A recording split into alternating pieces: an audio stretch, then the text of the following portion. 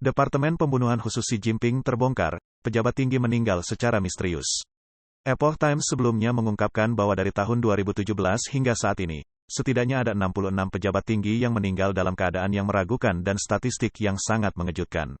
Pengungkapan ini, bersamaan dengan pengungkapan signifikan dari Xi Jinping yang membentuk Biro Operasi Komisi Militer Pusat telah membuat banyak pejabat PKC merasa sangat takut. Dalam sebuah diskusi baru-baru ini, yang ditayangkan di Pinnacle View di NTD TV, Tuan Gao, seorang mantan dosen di Universitas Keamanan Publik Rakyat China menyatakan, bahwa Xi Jinping telah membawa China lebih jauh ke dalam pemerintahan gaya KGB Uni Soviet. Secara rinci sekitar tahun 2018, Xi Jinping membentuk sebuah departemen khusus yang disebut Biro Operasi Komisi Militer Pusat. Misi utama biro ini adalah pembunuhan dan penculikan. Biro Operasi benar-benar membuat para pejabat PKC menggigil dan ketakutan. Tuan Gao mengutip contoh mantan pemimpin PKC, Hu Jintao, pendahulu Xi Jinping. Li Keqiang berhutang banyak kepada Hu, karena dia membuka jalan bagi Li untuk naik pangkat di jajaran pejabat PKC, tetapi ketika Hu Jintao secara paksa dibawa keluar dari Kongres Nasional ke-20, Li Keqiang bahkan tidak berani memberi Hu Jintao tatapan penuh perhatian. Mengomentari hal ini, Tuan Gao berkata, ini adalah jenis teror, jenis suasana yang sengaja diciptakan oleh Xi Jinping agar tidak ada yang berani menantangnya.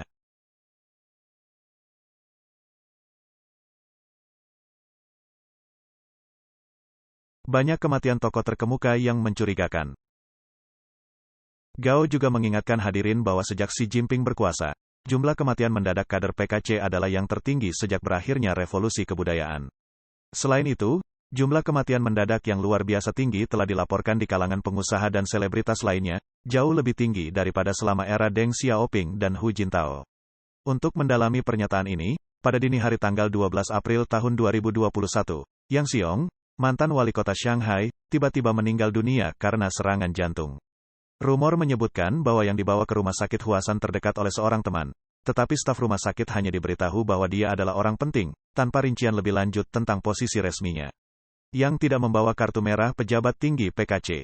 Pada akhirnya, para dokter tidak memberinya perawatan khusus.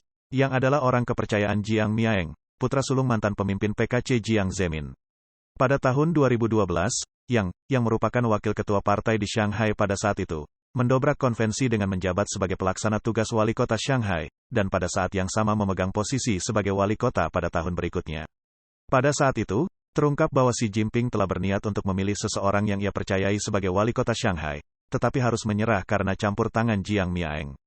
Kematian Yang Xiong memiliki banyak kemiripan dengan kematian Li Keqiang.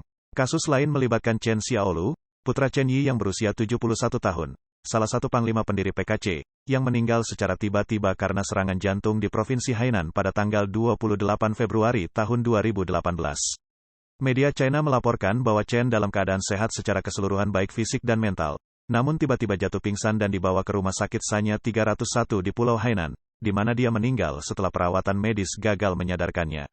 Seluruh skenario ini mirip dengan kematian Li Keqiang. Chen sangat berpengaruh di antara para pembesar PKC, yang merupakan keturunan dari sesepuh PKC terkemuka.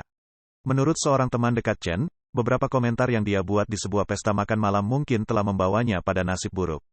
Ketika seseorang di pesta tersebut berkomentar bahwa Xi Jinping bisa jadi lebih berhaluan kiri daripada Bo Xilai, seorang pangeran lain yang berusaha menyaingi Xi dengan menganjurkan Maoisme, Chen menyatakan bahwa China tidak bisa lagi kembali ke jalan yang lama.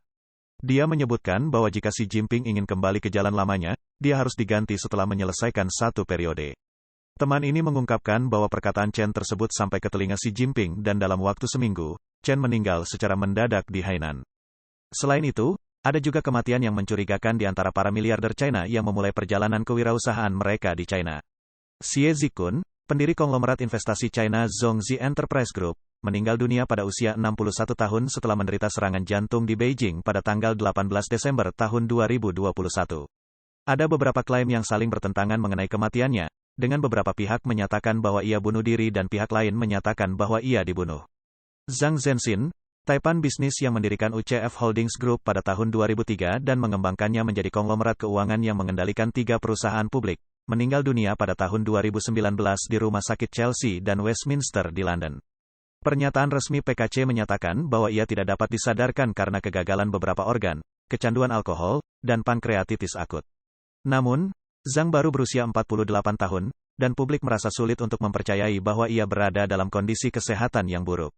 Dalam insiden terpisah pada Januari tahun 2017, Xiao Jianhua, seorang miliarder Kanada China, dan pendiri Tomorrow Group, secara diam-diam diculik dari Hotel Four Seasons di Hong Kong dan dibawa kembali ke China.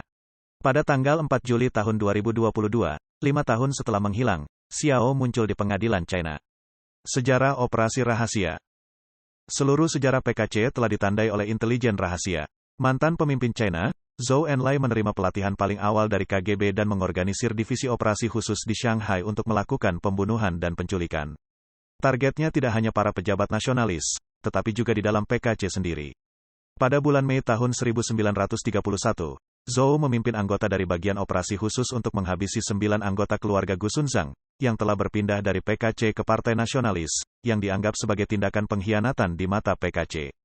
Jasad mereka dikubur dalam-dalam untuk menghapus semua jejak.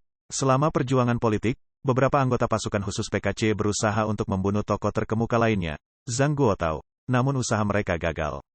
Zhang Guotao akhirnya melarikan diri ke Kanada, di mana ia menghabiskan sisa hidupnya. Gao menyatakan bahwa Xi Jinping sangat mengagumi Partai Komunis Soviet dan ingin menirunya, termasuk aspek-aspek yang berkaitan dengan operasi penculikan dan pembunuhan. Oleh karena itu, menurut Gao, itulah alasan mengapa Xi Jinping mereorganisasi Biro Operasi Komisi Militer Pusat setelah berkuasa.